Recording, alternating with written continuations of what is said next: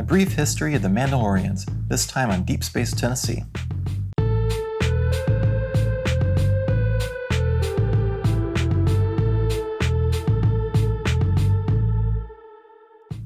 Hey guys, just to let you know, this video contains numerous spoilers for certain episodes of Clone Wars, Rebels, and Season 1 of The Mandalorian, so you should be aware of that. But you can always add this video to your save for later list, right? Okay. In the Star Wars universe, the term Mandalorian can refer to both the human ethnic groups born on the planet Mandalore or one of its colonies, such as Concordia or Cronus, or to a person of any species who swears by one of the ancient warrior creeds and codes of Mandalore. Anyway, at some point during the days of the Old Republic, the Mandalorian warriors were enemies of the Jedi, to the point where their fighting styles, weapons, and devices were all designed for anti-Jedi combat, and the Beskar alloy that made up their armor was even somewhat resistant to lightsabers. But by the time of the Clone Wars, the people of Mandalore had put away their warlike past, and the new Mandalorians, under the rulership of Duchess Satine Kryze of Clan Kryze, had adopted a stance of pacifism and neutrality and refused to get involved in the Clone Wars.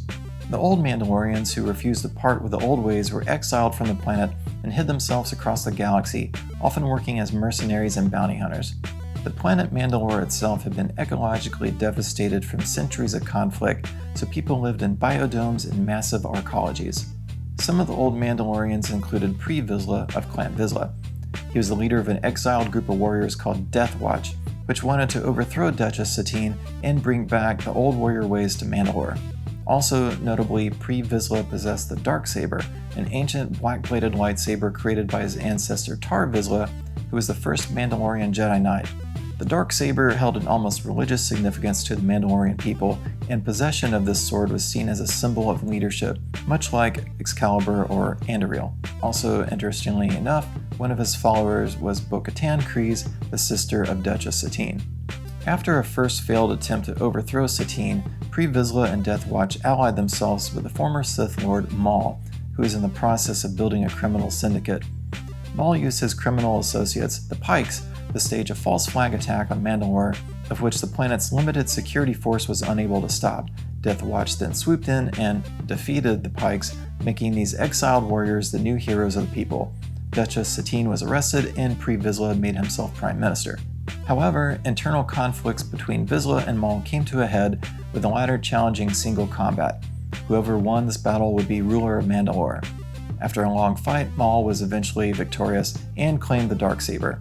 He beheaded Vizsla with it, and most of Death Watch swore allegiance to Maul, but many did not, including bo-katan Kryze, which led to civil war.